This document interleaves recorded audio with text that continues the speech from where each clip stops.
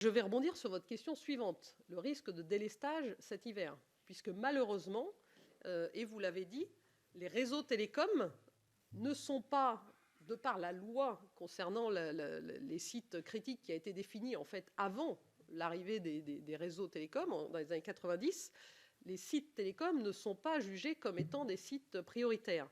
Alors en fait, dans les réseaux télécoms, il y a différents types de sites.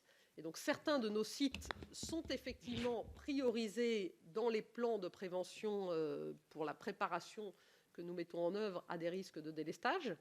Mais une partie de nos sites, en particulier les dizaines de milliers de sites mobiles, et c'est un sujet que nous adressons, nous, Orange, mais avec l'ensemble de nos concurrents et avec la Fédération des télécoms, la dizaine de milliers de sites mobiles ne sera pas priorisée. De même que nos clients et un certain nombre de nos sites critiques dans le réseau, qui sont équipés de générateurs et de batteries, ne seront pas non plus priorisés. Donc il y a des systèmes de secours qui permettront de prendre le relais.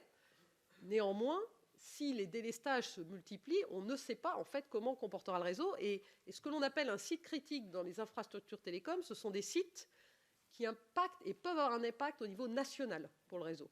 Puisqu'effectivement, on parle de délestages qui seront régionaux, et on s'organise, on fait des exercices en partenariat et en bonne entente, j'allais dire, entre opérateurs avec le gouvernement et évidemment Enedis.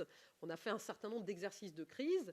C'est un sujet sur lequel Orange et la Fédération alertent le gouvernement depuis le début de l'année 2022. En fait, depuis qu'on a été prévenu de risques de délestage, c'est un sujet sur lequel on continue de travailler. Mais je crains que nos concitoyens et les Français découvrent que les réseaux télécoms dépendent d'électricité.